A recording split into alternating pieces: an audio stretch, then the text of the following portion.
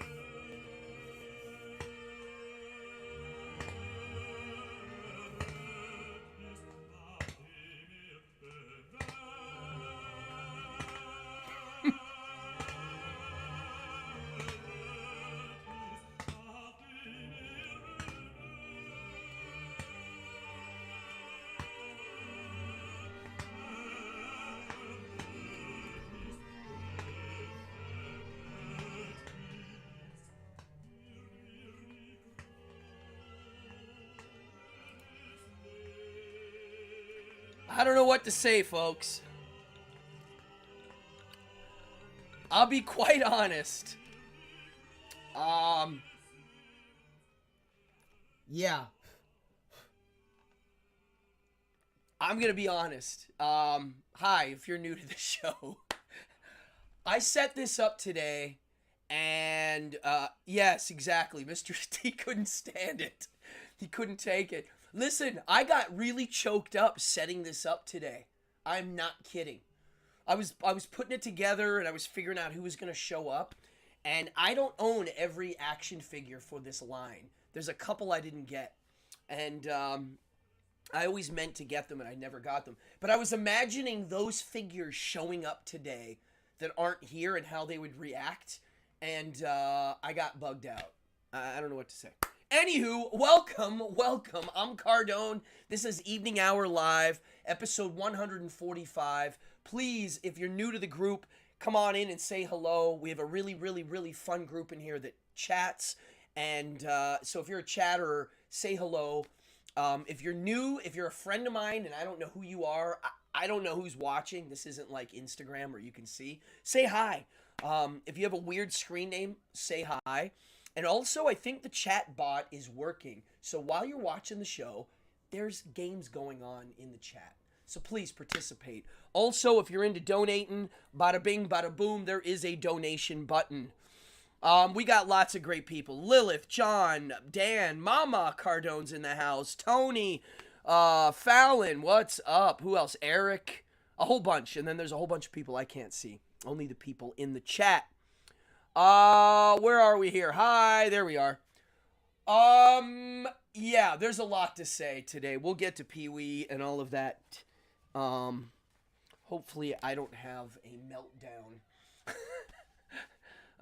Let's see. Oh, let me move this down. I'm gonna be reading the chats. Rick Sherman, hello. Charlemagne, as in King Charlemagne. Some news. Before we get into the three subjects, there's a lot today. Oh, memories of Pee-wee's HBO original special still ring strong to this day, says Fallon. Yes, indeed. We're going to have a Pee-wee chat. I wanted to jump in. I've been very busy. I haven't had time to do one of these shows. I like doing them. I got swamped with summer. Summer, I don't do a lot of magic shows, but I have a lot of people visiting me and a lot of festivals and this and that and the other. I don't really vacation. I'm not like, hi, I'm going on vacation, but I've had a few trips. So I'll talk about that today. So come on in. If you're new, please say hi.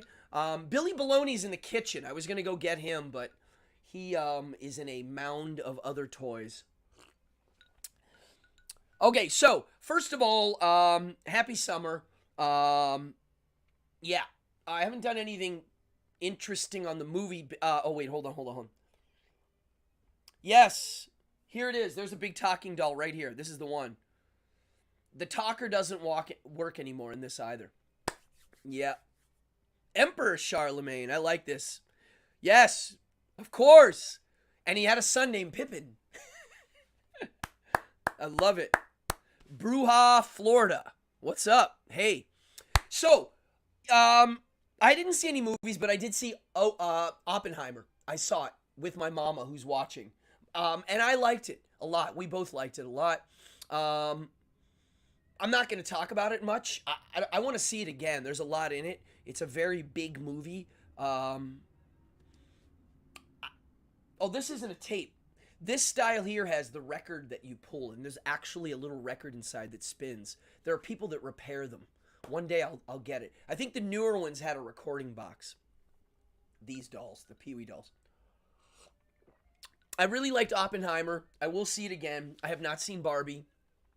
I do want to see Barbie because it's funny. I've seen both sides of these types of reviews of it, and the takeaway I had from reading all of the reviews is everybody's misinterpreting it. Like, some people were reading deep in it on certain levels that I think it's not there, is what I'm guessing, which is why I don't want to say much until I see it. I'm not sure. I might enjoy it. I might not. I have to see. There might be hidden meanings that I think people aren't even noticing. But Oppenheimer, I really, really liked it. I thought the acting was good, the cinematography. It was the first time I had seen the movie theater sold out. I mean, lines and the popcorn line was down the block, and the whole theater just filled. It was quite glorious. And the Exorcist trailer looked pretty cool. It was fun seeing that in a movie theater. What else? Oh, I saw Hamlet, Shakespeare in the Park. I read a couple bad reviews, and then I saw it, and I liked it a lot. I had a front row seat, which helps. It was right there in my face. And I will say I have done many Shakespeare plays in my own life. I will say that Shakespeare's not easy to do. It's basically like saying to someone, you're going to speak a foreign language, and they're going to understand it. It requires impeccable chops, not just on the speech part, but on the action playing part. Your action, what are you playing in that line? It has to be perfect for the story to get across. Anyway, they did a great job with Hamlet. They really did. There was a really neat thing I'll mention with the ghost in the beginning. So for those of you that know the play, Hamlet is visited by the ghost of his father, who basically says, yo, you have to avenge my death. Your uncle killed me and is married to your mom.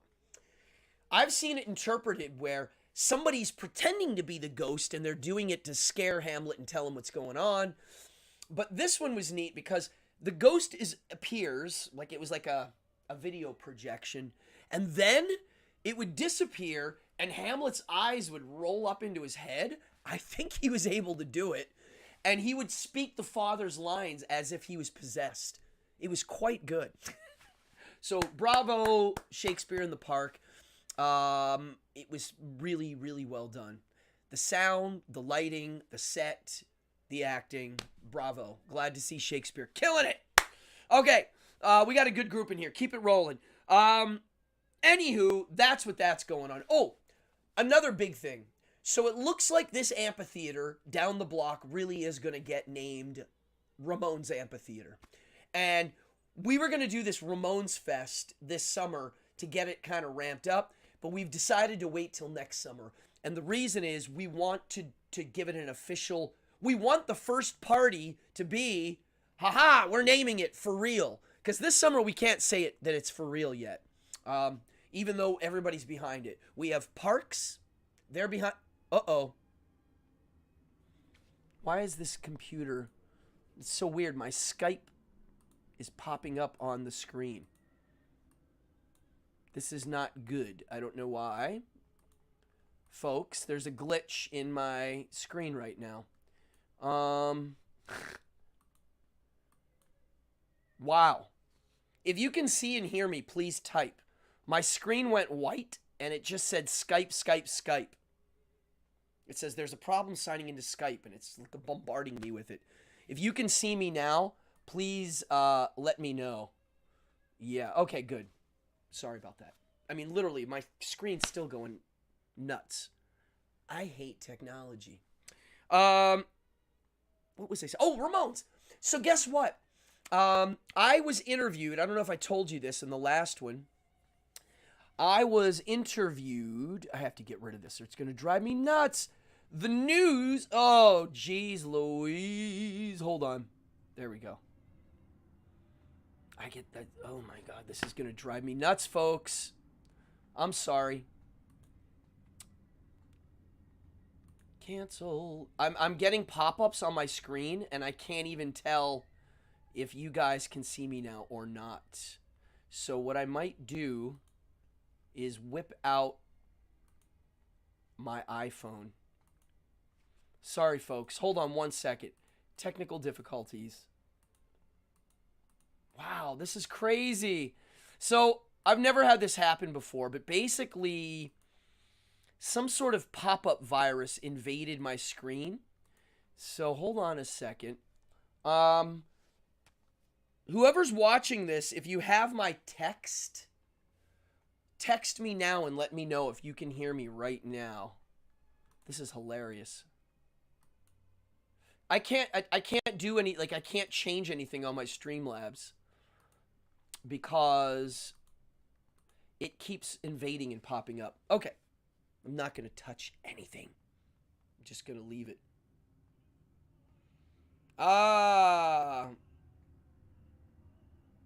It's not about the quality of their work. The reason why we're naming it after the Ramones is because they're from Queens. They were street guys that rose to stardom, and they were the most unlikely, and they invented basically the punk rock movement. So, subjective or not, they wrote the theme song Rockaway Beach too. They're the authors of our theme song. And so we have now, because I was on the news twice this month, I literally got on the news with this. CJ Ramone has been reposting all of my stuff. And so it looks like, God, this computer stuff is horrible. All right, it went away. It keeps appearing. It's literally like, it keeps going, the whole screen goes white and says something about Skype. There's a problem signing into Skype, and every time I click it off, it just keeps coming and coming and coming. It won't. It's like a glitch. Anyhoozle.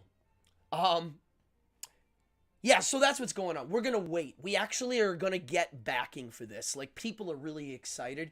The petition's doing very well online, and so, you know, what's it say? Malware bets could help. Yes, malware. Yes, I need some sort of something. Who knows? But let me know if you can still hear me. I see Daryl says you guys can hear me fine. I think we're good. Let me just check. All looks good. Yes, thank you. Thank you, Lilith. Thank you. Anywho, updating. Let's keep moving. I have a big subject. We're going to get into UFOs in a second. It's very serious. I want to talk about it. I'm starting a really, really cool web store. I haven't got a title yet. It's probably going to be called Cardone Entertainment Emporium. I don't know. But not only am I going to sell things that I make or I'm a part of, I'm going to sell things that I recommend. Because there's a few products out there that I think I can sell. You'll see what they are later. So that's happening.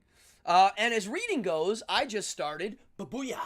The Birth of Tragedy. And then as soon as that's done, I'm going to read The Case of Wagner. I've always wanted to read his book on Wagner. And I've read 5 of the Nietzsche books now. And Birth of Tragedy is one of his earlier works. I'm excited to read it. The intro is amazing. I read the intro to it, and the intro was very long. That's where I'm at. The intro, basically, by Kaufman, the translator, basically, UAPs. He basically is explaining the trajectory of Wagner, because in Birth of Tragedy, it's about the Greek tragedy and what it meant as a way of dealing with our fate, ultimately. And Wagner's relationship to that, Wagner returning this to its true form. And then The Case of Wagner is a later work where he kind of goes after Wagner. He doesn't like him anymore. They had a falling out. So I can't wait to read this. I'm on I just finished the intro, and I'm just starting, and this is going to be great. So that's what I'm at reading. Now, let's jump to the subjects. First of all, I want to mention Gencon. Yes, I was just at Gencon, and I'm going to do a giveaway at the end of this show. So I was there as just me hanging out with my kids, and we're a bunch of nerds. Yes, Melissa, that is definitely one of my favorite books. And Daryl, yeah, I'll let you know when we're doing our big show. But I went, and Dungeon Degenerates, as you know, is a board game I love. I told Sean, so if you're watching, Sean, hi. I told him, hey, man, give me some stickers to hang out and postcards, and I'll hand them out. I love helping independent gamers. I like helping any independent art, whatever it is, if I like it. And he said, of course. And so I had a blast. I got to be Santa Claus. I was giving out stickers and patches and metal buttons, and he was very generous. And I had a couple things left over. And so at the end of the show today, I'm going to give this away. It's a patch, a button, sticker, and a postcard. It's like the master giveaway, a package. This is for Goblinko, Dungeon Degenerates. He's not an official sponsor. I'm just a friend, and I love the game. So later on, if you're in here, I'm going to do a dice roll, whoever's watching. You went last year. I missed last year. Let me tell you something. Gen Con got too big. It's too many people. It's expensive, and you can't see everything anymore. It's too much. In one day, you need 2 or 3 days. It's big. It's expensive. I had fun, but when you pay a lot of money and you drive that far to get there in Indiana, you don't want to wait an hour to pick up your badge. Last year, it was 2 hours. That's not cool. They need a better system. What else? I don't know. That's about it. I had fun. I got to hang out with the DCC guys. Shout out to Doug Kovac, who is a DCC artist, Goodman Games, and also Stefan Poeg. These guys are amazing artists. I got to hang with them. I got to see Necromolds, this new game that uses Play-Doh being made. And I didn't really buy anything except for zines. That's it. Little zine booklets for Dungeon Crawl Classics, my nerdy role-playing game stuff. That's it. That's all I bought. Here's a public access role-playing game. Yeah, Haunted Industries. So, Haunted Industries, if you're watching, this is awesome. I also got, you ready for this? This is how esoteric and awesome the game business is. DCC was selling this for $6. I couldn't pass it up. Legends of Uganda. This is a guy who plays DCC in Uganda. I'm guessing he's a judge, a dungeon master. And he made a book of Ugandan monsters and stuff that you can use in Dungeon Crawl Classics. And the proceeds go to this guy and his village. $6. Wow. This is the kind of stuff I like. So that's what I was doing at Gen Con. I had a blast. We got to watch Classic tournaments, and my son played in a Classic tournament. I don't know what else to say. 70,000 attendees this year. Disney had a booth, and there was a riot at it. And I heard there was a big heist where a bunch of Magic the Gathering cards were stolen. Pretty funny. But yeah, it's too big. It got too big. It's the football arena and the convention center. It's too many people. Next year, if I go, I will have to do 2 days. There's no way I'll do one anymore. Or I won't go. But yeah, I had a blast. So in a minute, near the end of the show, we're going to do this Dungeon D thing. And I'll give this away and I'll mail it to you free of charge just for watching my show. Please support the cause. Anybody that likes to donate, great. You can go down below, look in the description. There's a link. But listen, share the show. Tell everybody. And also find my Instagram because I supplement this on Instagram. Cardone Magic. Oh, the hotels, forget it. We stayed in a motel out in the middle of nowhere. All right, let's jump into some UFO stuff because I have a lot to say. I've been studying UFOs my whole life. I always believed that they were obviously real. Now, I actually quite think the opposite. Maybe. Now, I'm not saying there's no life form in outer space. How would I know? I have the same look at outer space life form as I do God. I am an atheist agnostic. Is there a God? I don't know. Do you believe in God? No. Are there aliens? I don't know. Do you believe in them? Maybe, maybe not. You see? UAPs. Yeah, I should change the name. So my question with... Okay, so the New York Times wrote a little article about this 7 or 8 years ago. No one cared.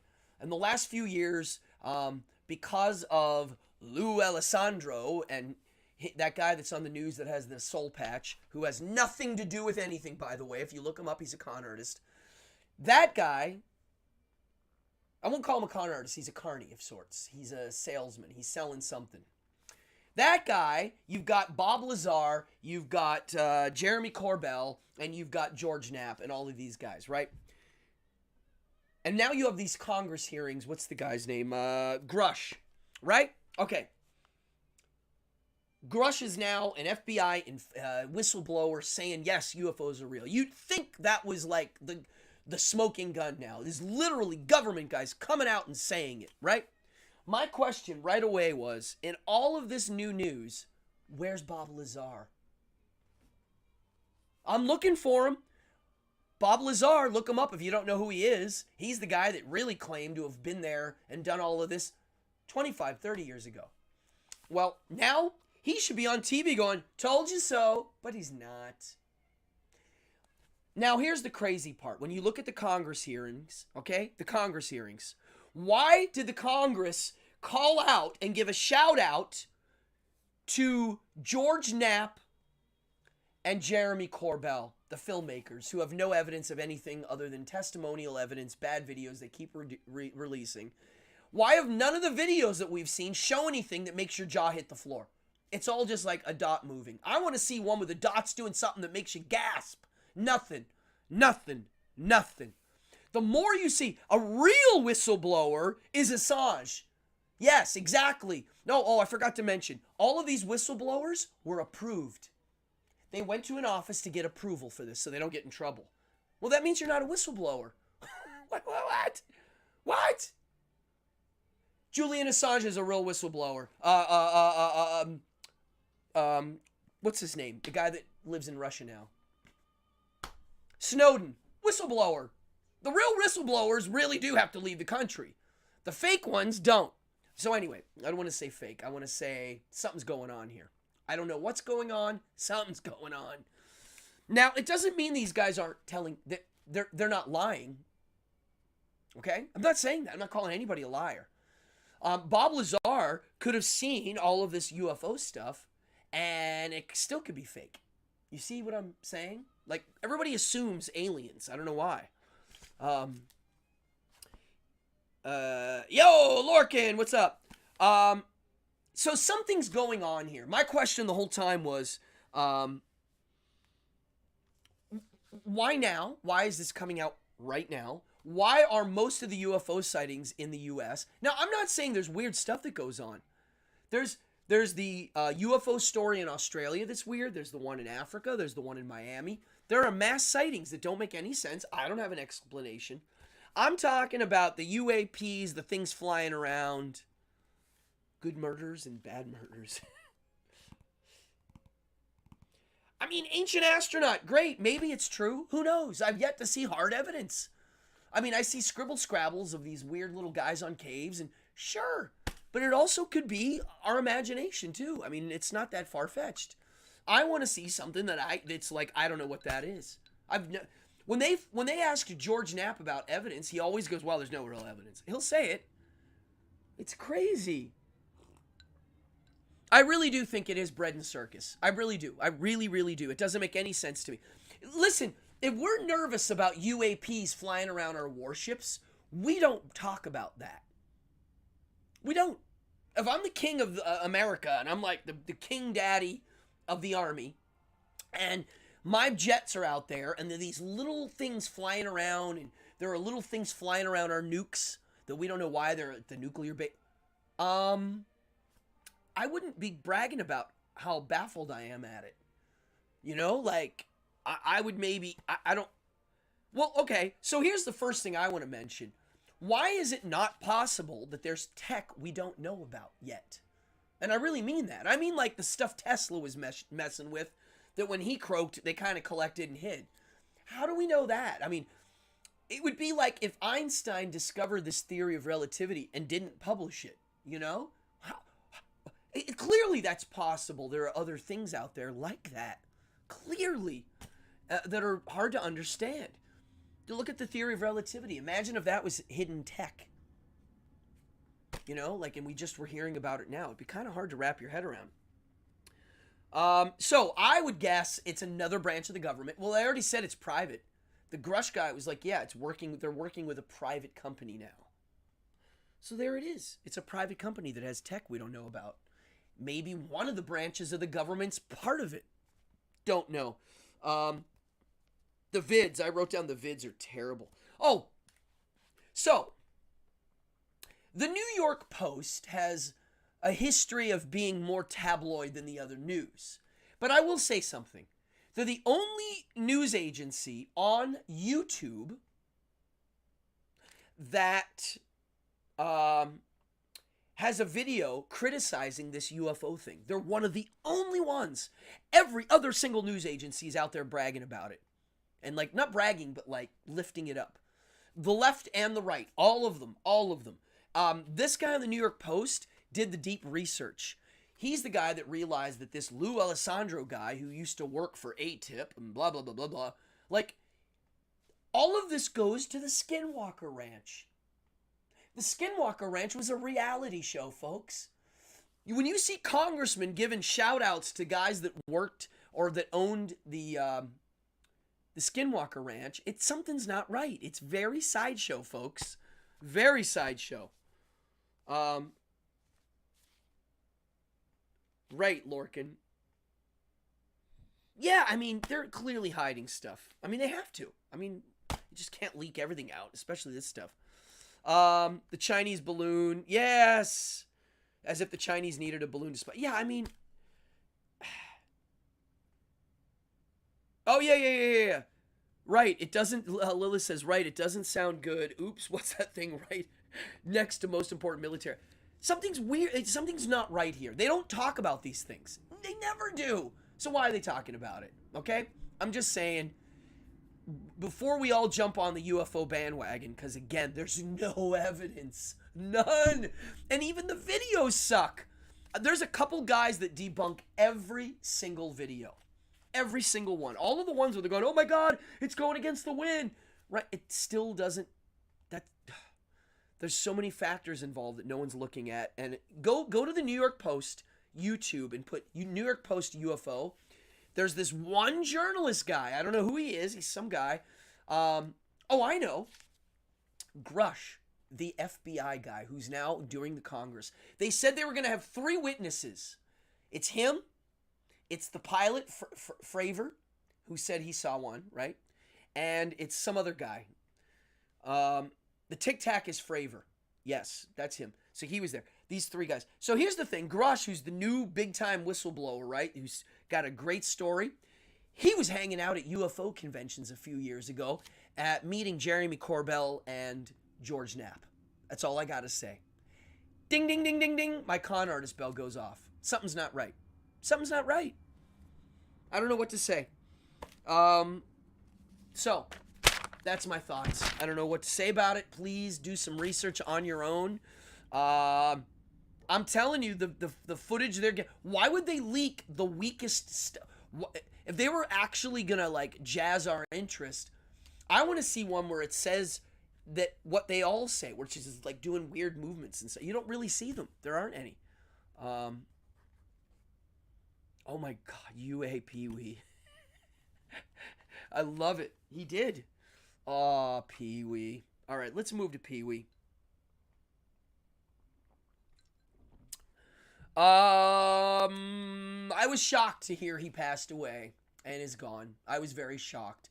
I wasn't sad. I wasn't like, I hate it when people do the F cancer stuff. You know, like, cancer. I'm like, okay, I mean, you can get mad at cancer, but I don't know why you're using such a word. I mean, I don't know. That's my personal thing. For me, cancer is a terrible thing, but it's part of our evolution of cells. I don't know. Anywho, um, I was shocked at how upset I was. And it wasn't a sadness, oh no, he's gone, but it was a well of emotion because I realized how much Pee Wee influenced me. Oh wow, Lilith says it cut a boom. Basically, if you've been a guest on Coast to Coast, your credibility is blown. Pretty much. He's had a few cool scientists on, but mostly not. Mecha Lecca Hi, Mecha Heiny Ho. Oh. So, I was really taken at how much he influenced me. I remember renting that HBO special on video. Pee-wee's Big Adventure was a big part of my child. Well, I wasn't a child. I was a little older. I was like an early teen. I was like 13, I think, when it came out. Fox, what's up? I really honestly was emotionally taken by how much I learned from Pee Wee Herman. That's what it was. And so I was just like, wow, I couldn't believe it. Now, I was kind of impressed he didn't tell anybody that he had cancer. And I appreciate that. Now, I know there's the types that want everybody to know, and that's how they're going to deal with it. They're going to kind of take everybody along with them on the ride, and that's one way to do it. I've thought about this. If I got a terminal illness, would I tell anybody? Would I not? I like the fact that, if Pee-wee would have told us he was dying of cancer 6 years ago, we'd have constantly been like, oh God, Pee-wee's suffering, you know? And it wasn't like that. It was more like, boop, I'm gone, or he's gone, you know, like, and it was like, what? Oh, wow. He didn't want to hear people fussing over him dying, maybe. And he released these little videos like a few weeks before he died, or maybe a month before, where he's basically like thanking his fans, kind of a thing, and how much he liked his fans. He also, his little thing that he wrote, you know, sorry to like surprise you with the news that I'm dead, you know. Yeah, Gilbert Godfrey kind of came. I didn't know he was sick either. So it just, boop, it just, you know, it just hit me. And so since that moment, it's been really fun watching all the Pee-wee love, the artwork coming out. I mean, honestly, I'm not kidding. When I put this together this morning, I got so choked up. So Pee-wee's eyes on this action figure are open, and I closed them. I didn't want him staring up. It looked too weird. Yeah, Bowie also. I have a good Bowie story. I'll tell you in a second. So I colored paper to be skin colored, and I cut little eye covers, and I used water, and I closed his eyes. I knew somebody that was David Bowie's personal assistant, and her daughter went to school with my daughter, and we would hang out in the park, and I didn't bug her about David Bowie stuff, but I remember hearing his new record and being like, yo, that new record's great. He should tour it. And she's like, he's not going to tour it. And I'm like, why? It's really good. He looks great. He's still in shape. She's like, nah, he ain't touring. And then 2 weeks later, he died. And I saw her and I was like, oh, wow. And she was like, yeah, I couldn't tell anybody. So, oh, wow. My 27-year-old sister saw Pee Wee Herman for the first time today. Very odd. Yeah, that is odd.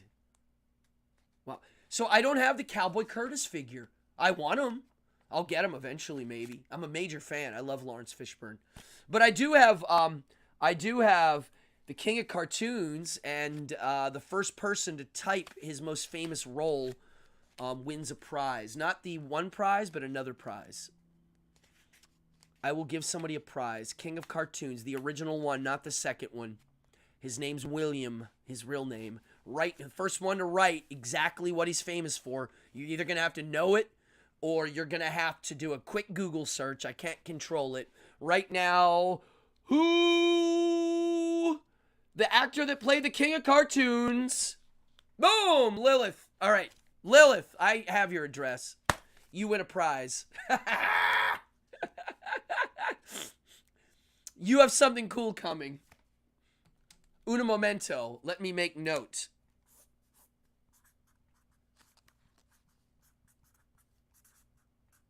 I got you, Lilith. I actually have your address. How's that? All right. Yep, Blackula. I'm a major Blackula fan. He gave William Marshall a cool part to play. I love it.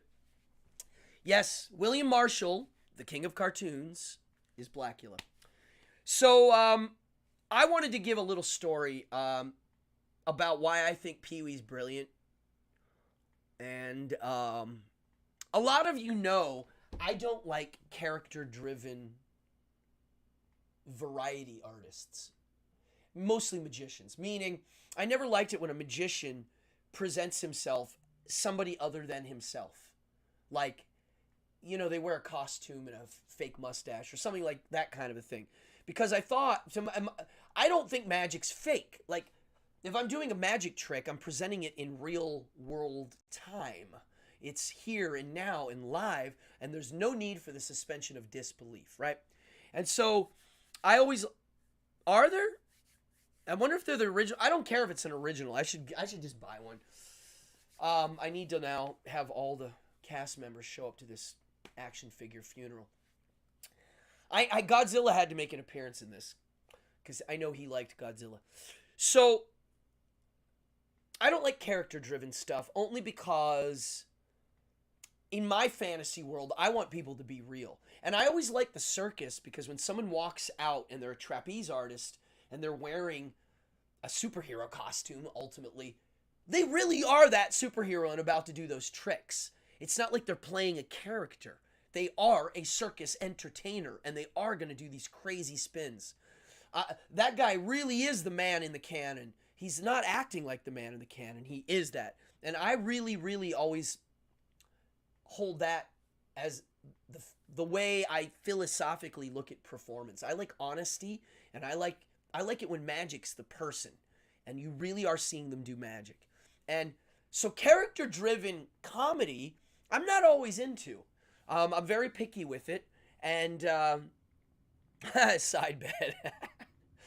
So I'm very picky. Now, I have some friends that do characters at the Slipper Room, and I think they're good, and it's because they own it, and not only do they own it, they really take it dead serious to their core, and that really means something. So, for instance, Pee Wee Herman, when I was young, I never saw Paul Rubens. I don't know how many years it went, he wasn't Paul Rubens. He was Pee Wee Herman, and whenever there was an interview, he was Pee Wee, and that's my first introduction to him. I didn't know him from the Gong Show. I mean, he was on a few little things and stuff.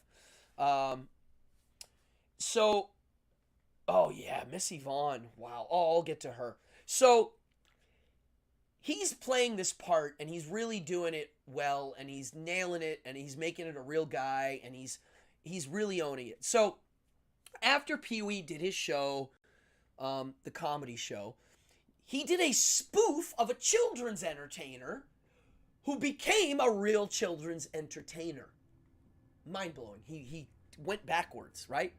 The original Pee Wee Herman show is a nightclub act for adults spoofing on a Howdy Doody experience, right? Well, it became real.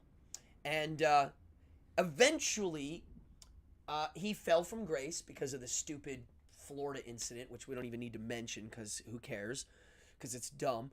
And he kind of lost his footing. He stepped back for a bit. But I remember then seeing him as Paul Reubens do some neat stuff.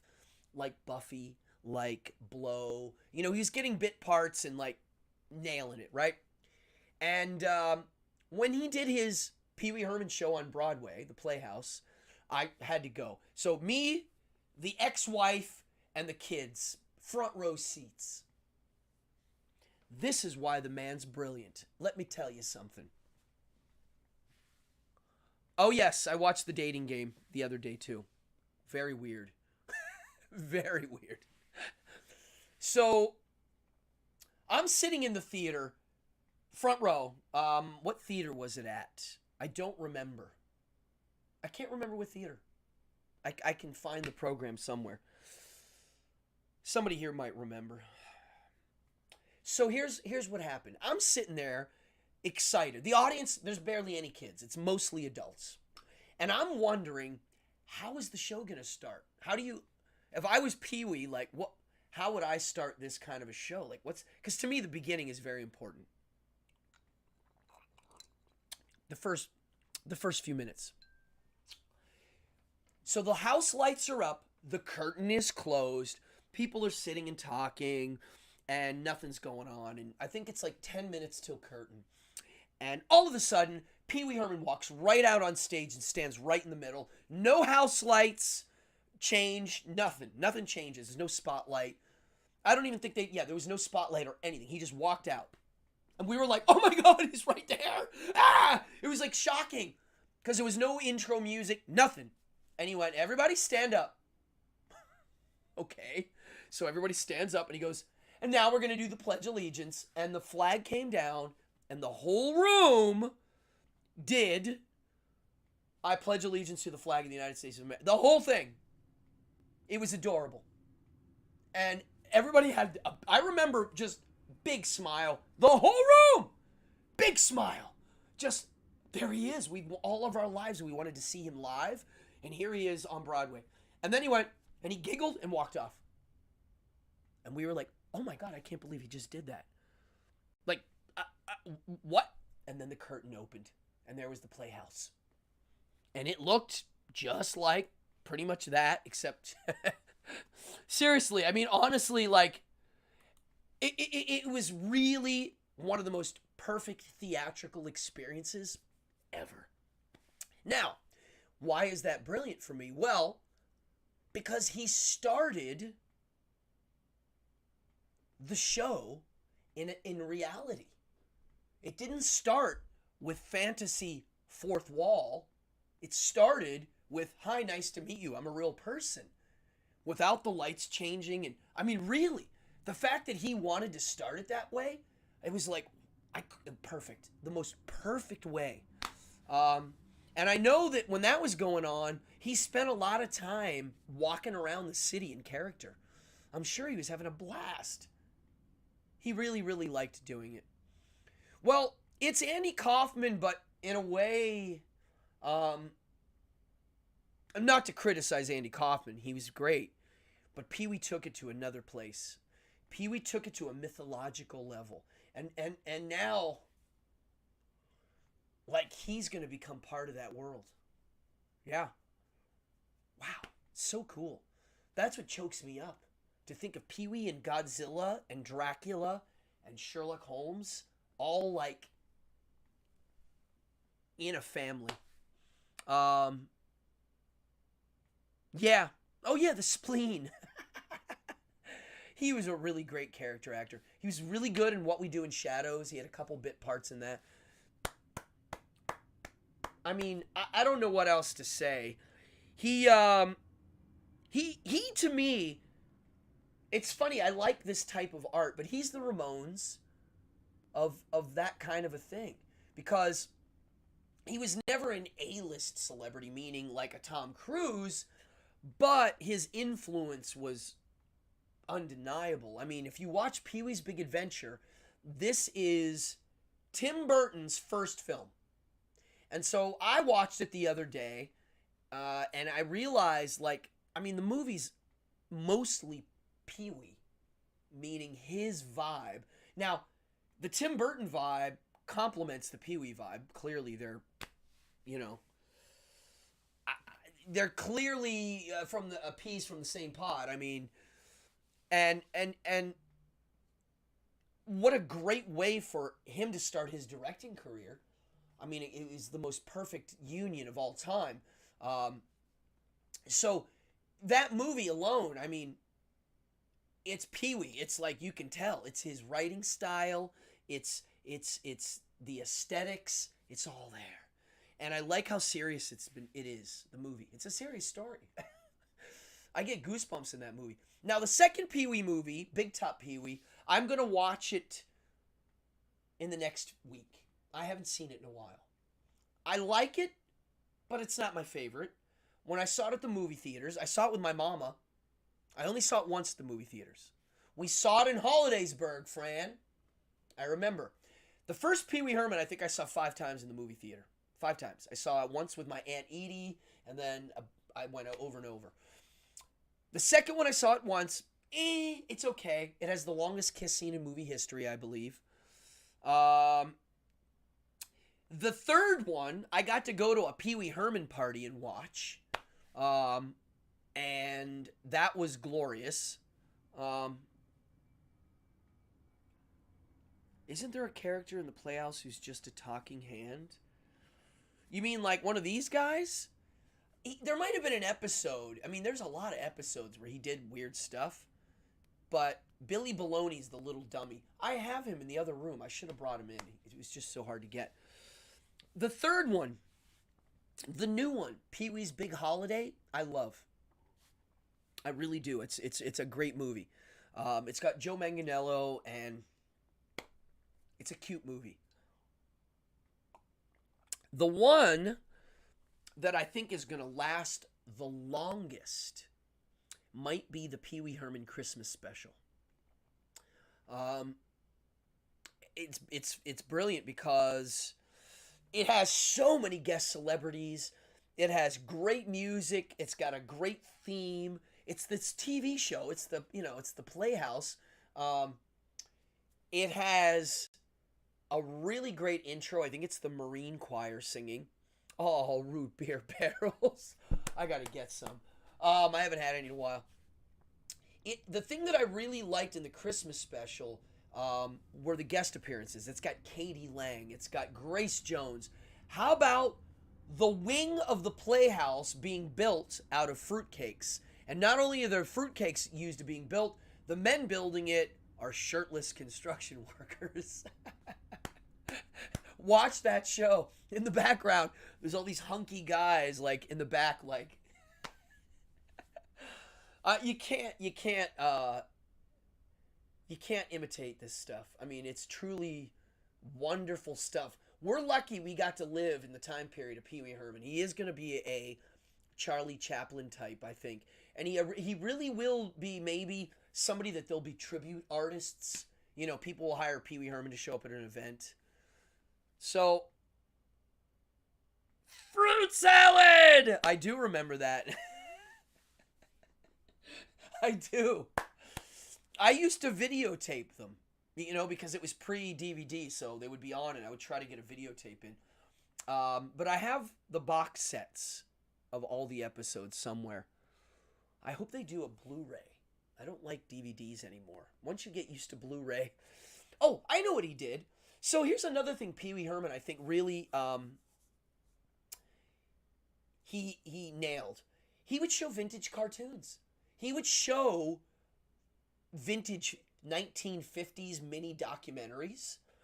He would show public domain vintage cartoons all the time. That was the king of cartoons. It was kind of an amazing thing.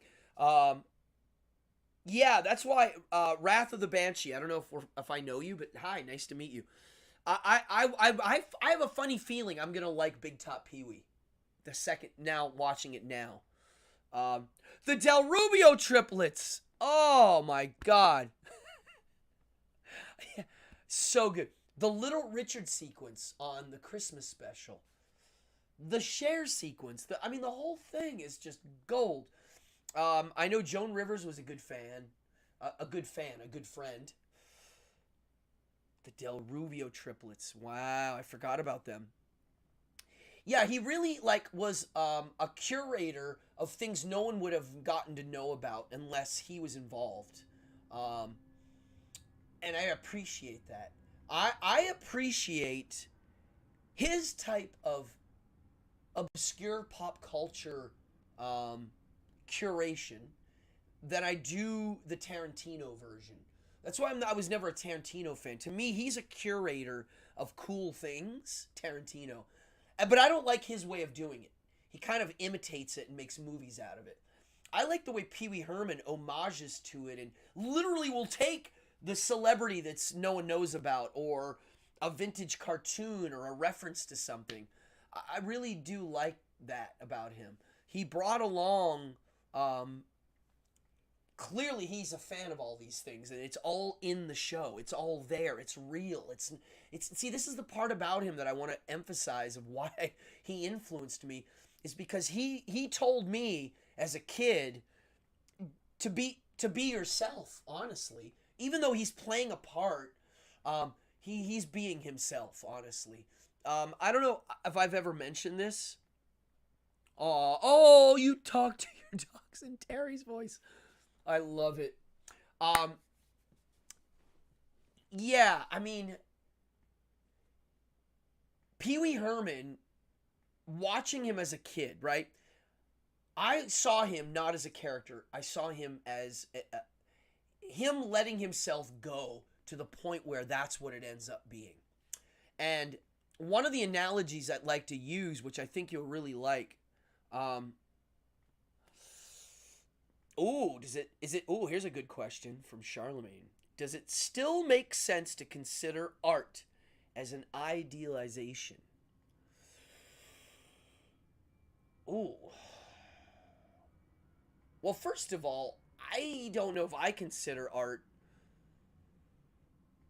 I mean, I consider art, it could be a weapon too. I don't know, an idealization of what? Write that out a little more so that I can juice on that because I like these kind of questions because they get me to think about stuff. See, I have to cross my legs to think about this. So here's the analogy for Pee Wee. Ringling Brothers and Barnum and Bailey Circus, when you went to clown college, you learned to develop a clown character. And as a kid, I remember clowns having funny names like Bubbles the Clown and, Billy Bomb Bomb or, Bingo the Clown, where Ringling Brothers clowns used their real names. The most famous one, Emmett Kelly. Now, I didn't notice that right away. I remember when I realized that, I was like, wow, that's weird. Why do they use their names? Why don't they have name? Because they are playing themselves. That's why. A clown comes from you. I'm not playing a part. It's me. I'm the clown. It's coming out of me. It's a brilliant way to look at clowning. It's the honest way. It's how I look at magic. I always thought magic, that's the secret to magic is just be honest and be yourself and put your magic in that, right? To me, clowning, I never thought of it that way as a child, but then growing and becoming a performer and studying it in detail, I came to realize through my years of doing my thing that I not only prefer to be myself, it's easier. I just turn it to 11 when I have to do a show, and when I'm not doing a show, I turn it to 2 or whatever. It's not, there's no amplification needed. But when you're honest, everything's easy. Everything comes out easier. Everything's natural. I don't have to remember anything. It's just, there it is. Oh, the foil ball. See, oh, God. I'm going to have a nervous breakdown. The word of the day, the foil ball, the people who visited him. It was Mr. Rogers meets Howdy Doody meets so many things are in this show that it just worked. Captain Kangaroo. I love the mixture of puppets and humans and string puppets and hand puppets. Oh, I know. Oh, what's my opinion on acting? Well, my view of acting, and I've mm, yeah, all the clowns, but yeah, you use your real name because it's you. My opinion on acting, well, what about it? I mean, I studied classical acting theater at Carnegie Mellon University. I learned how to take a script, how to take a part, how to take a role, and and do it right. The way a violin player would take a violin and play Mozart, I learned how to do that with a script. And it's not a joke. I mean, it's really hard to do. It's not. I'll give you my little opinion on why actors are usually either a loser or crazy. And when I say loser, I'll clean that up a bit. But when I got to Carnegie Mellon, all the music students that were there put thousands upon thousands of hours of practicing scales and notes to be able to play the kind of music that they were playing at Carnegie Mellon because they were going to learn how to do the hard stuff. And so the students had a certain type of devotion to the art that requires an aesthetic lifestyle where they go off and just frickin' practice like a freak. Most of the actors at Carnegie Mellon were good looking, and when they walked on stage, they looked good and they sounded good and they were naturals, and everybody went, "Wow, you're great." Most of them, everybody, me included. We didn't have to study much. We didn't have to do what the other arts at that school had to do to get there. We had natural raw talent. And now we're going to learn how to do what those violin players have been doing. That's the next part. And most actors don't like that. They like just walking out and just saying the lines. Now, remember where I just said I like to play myself? I really do. This is why I don't really act much anymore. I'm more comfortable being myself, but being really good at playing my actions and making myself understandable and communicate my ideas as best I can so that you understand and so that you have an emotional response. That's what I do. If I'm playing a role, a part that's not me, I have to do what those Ringling Clowns did. First, in this other part that's not me, I need to find where I am. Where's my humanity in that? What do I identify with in that part? So even if it's a bad guy, if I have to play literally a Mussolini or some type of a historical bad guy, I have to fall in love with that character no matter what and make him a human, even if he's a bad guy. The next part of this, and this is the hard part, is playing actions. When you're acting, you're not reading lines. I'm just playing an action. That's it. If my line is, "I love you," well, I don't just say "I love you." I'm trying to do something to you by saying that line. I might be trying to humiliate you by saying "I love you."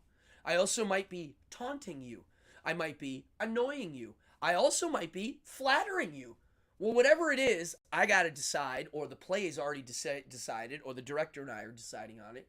And instead of reading the line, "I love you," I play the line, "I love you." Whatever it is. I don't know, whatever it may be. Whatever action I'm playing, I play it. And that to me is what acting is. Okay, here we go. By idealization, I mean that no matter how much good or evil there is in the real world, you can always conceive of a greater good or evil. You can represent it in art, also in mythology. All right, hold on. This is meaty. Okay. There is no matter how much good or evil there is in the world.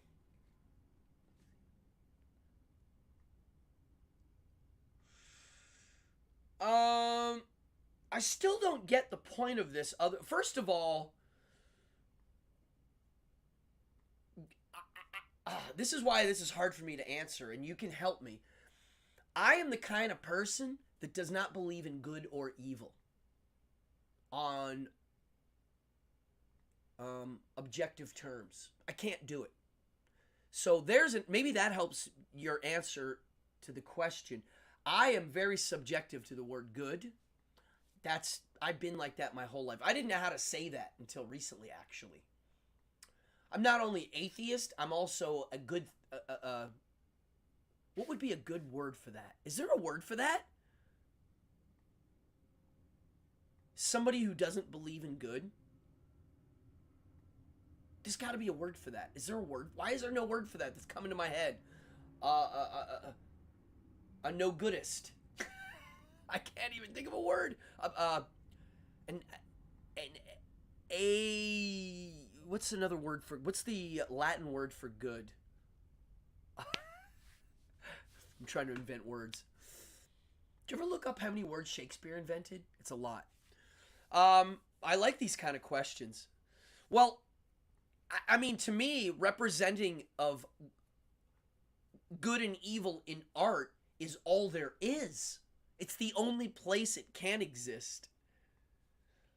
An immoralist. Yeah, okay, there it is. Right. I don't know why I'm making this complicated. I am a moralist. There you go.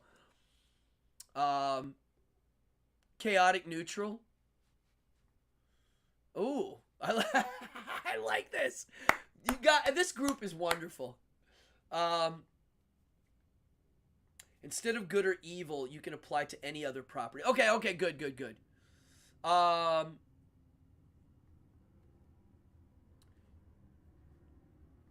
You can always conceive of a greater good or evil. I mean, to me, I can always conceive of it dependent upon how I'm feeling. Yeah. Hey, peace out, Lorcan. Thanks for tuning in. Interesting.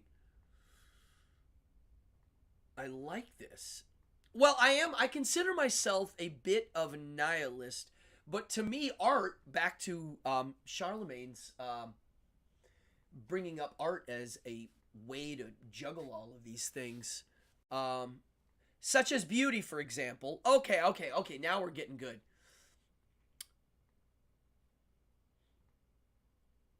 Yeah, I mean, some people would argue that beauty is very objective. I've seen it written out. There are objective beauties. And that is for evolutionary properties. There are certain things that people will say is beautiful. May the darkness does bring me comfort. It does. I like staring into dark voids. Keep going, Charlemagne. I love this. This is good stuff. This is my favorite kind of stuff to think about. These are great questions because we end up defining a bunch of words and it gets fun. Dada was the beginning of uglier. Yeah, the Dada movement. Yeah, I mean, art to me is all over the place. I think it's a way of dealing with the purposelessness of it all. It's a way for us to play God. Art, we get to make things. Oh, before I forget, in a few minutes, we're going to do the giveaway for this. So get ready. I'm going to ask you to type something in the thing. Dark voids. I like dark voids. Okay, what's this say? So many words, so little time. I'm the luckiest boy in the world. Another Pee-wee reference. Oh, it's going to kill me. Everything reminds me of Pee-wee right now. Everywhere I look, I see Pee-wee Herman. I want to keep going on this idea, the idea of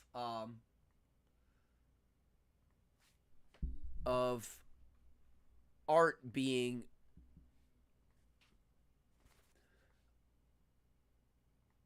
a way that we can represent things that are super subjective. Right? Where are we here?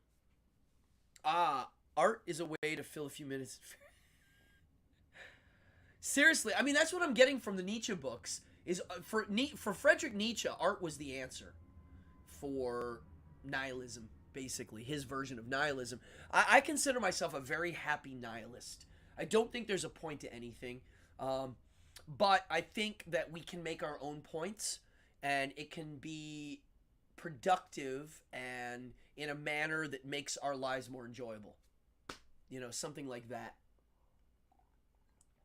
As for objective good, the older I don't understand it.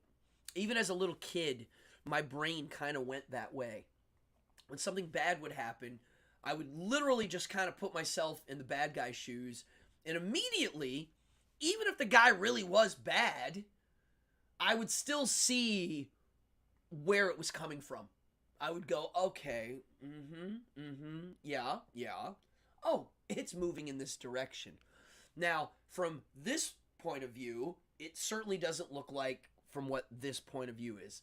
And that's all it was. And I really try to do that. And I don't even have to try. I just naturally do it. I see the third side to all sorts of things. I'll see side A, side B, and I'll pull the camera back and I'll go, hey, I think it's over here. And I've been doing that my whole life. Art is proof of experience, an expression of worldview, if you will. Yes, and I'll add to that, Melissa. I like that. It's very beautifully, simply put that way. To me, it's also, you know how I'm talking all the time about a wizard? The reason why I use the word wizard is I specifically mean a frame, a guy who frames reality. And art is a reality frame. I'm going to show you how I see reality. I'm going to show you my version of what reality looks like. Come with me, I'll show you. Whether it's visual art or audio. Now, one of the things I got to add is something that I don't hear a lot of people talking. Oh, so Camille, it's a very good. Okay, this is very great. Good question. He said, Camille says, "Can I ask you what is your bike?" Pee-wee lived for his bike. I have a bike too that every time I go get my bike out of the garage, I really have a Pee-wee Herman moment. Not kidding. I actually think about it every time. I have a secret code. The door goes up, and before me, I own a bike that puts Pee-wee Herman's to shame. Although he has some better weapons than me. I have a 6-person car bike. It's got lights, a really loud horn. I will install weapons one day. So yeah, I have a cool bike. It looks like a car. If you look at my Instagram, I post pictures of it. And I do ride it around town and on the boardwalk and stuff. All right, let's do this. I have... Oh, wow. Okay, I'm going to have to roll. All right, so here's what's going to happen. I am going to get a 30-sided die. This is a 30-sided dice. So right now, I am going to give away a Dungeon Degenerate little packet of fun stuff. It's metal badges, stickers, and a really nice patch. I'm going to give it away. I'll just send it in the mail. So, oh, here we go. Before I do this, I think art is meant to take you out of your everyday existence and bring you in contact. It's called the transit. Okay. Interesting. Okay. Before I roll this dice, I want to mention something that I think you'll like, Charlemagne, because I've been thinking about art and how different arts hit different parts of our brain. For instance, music, to me, speaks more on the lower brain, the lizardy type parts. The vibrations, it's not something that has to be interpreted like language. So language, any language-oriented art, right? You got to use your higher brain to interpret those words, and then your interpretation of certain symbols might be different than theirs, right? To me, music is the one where the vibration is doing this, right? And so vibrations to me speak to definitely a different part of the brain, something that we can almost share with our pets. And it's a little bit more of the lower. And I think that's really neat because it's more transcendental. That's why music to me is the top dog. And that's why I'm glad you mentioned this as being the transcendental. To me, when you speak to the lizard brain, you're getting to where the transcendental stuff is, if that makes any sense. Yeah. Yeah, great stuff today. Charlemagne, thanks for posting this stuff. Right now, in the comment, if you want to win this little prize, all you got to do is we're going to do the number that you're going to type below. And you got to go, just, there's no speed because after it's done, I'm going to roll the dice. In honor of this show being 145, just write 145. And it's funny that my screen just went blank again. Hold on. I can't see the screen, so go ahead. Write 145. Oh my God, my screen's gone. Can't see it. Hold on, let me try this. Okay. Here we go. Now I can see. Sorry, folks. Just a little problem here. Okay. Here we go. People are coming in. Camillo, Bruja, Eric Fallon, A.D., Mulkey, Angela Brooks, Achilles, Bill Yon. What's up, D? Davidson. Howdy, partner. Only once. I see you in there twice, D. If you win on one of those, you can't do it. Only one entry. Keep them coming. Oh, thank you, Lilith. But you could enter if you want.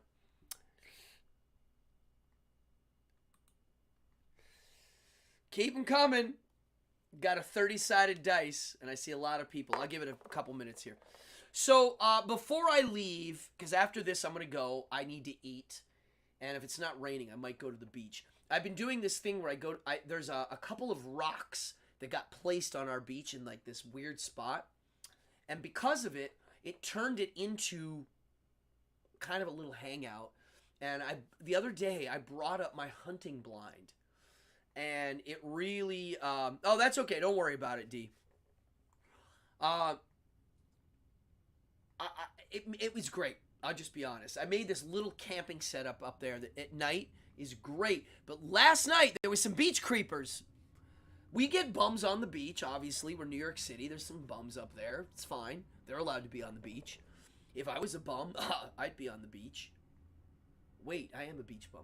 Anyway, they were creeping on me. They were kind of like looming around and getting close. And it was weird. Okay. I don't know how many people are in here. Okay, here we go. Well, I have a D30. I don't need a D30. There's not 30 people in here. So I'm going to roll. Let's see here. I'm going to count this down. The first one's Camillo's. 1, 2, 3, 4, 5, 6, 7, 8, 9, 10, 11, 12. Okay. So now I'm going to get a D20. We're going to lower the die. We're lowering the die value. Even though there's a bunch of people watching, not everybody wants to win this, which is fine. Because they're like, what am I winning? But I do give away prizes on here, and sometimes I have cool ones. All right, here we go. Rolling. Number 8. Who won? 1, 2, 3, 4, 5, 6, 7. Billion! Dude, send me your address. 1, 2, 3, 4, 5, 6, 7. Billion, you just won some sick patches and buttons. Send me your address, buddy. Instagram, Facebook. My email's cardonethemagician@yahoo.com. Send me your address. You want some fun stuff. Well, folks, I really, really, really appreciate you all being here. I really like doing this show. If you're new, say hi in the chat before we jump out. If you're not new, thank you for supporting the cause. Donations are great. If you donate $5, $10, $20, I make my living full-time performing, so it all goes to the good cause. If you don't like donating, totally cool. Just tell your friends. Share my stuff. A lot of you do already, and our numbers are up. So it's moving. Let's keep it moving. I'm going to try to do more of these in the fall. And, yeah, thank you so much. I'm going to take us out with my outro. Anybody else have something to say before I go? Hold on. Where are we here? Facebook, perfect. Fallon, thank you so much.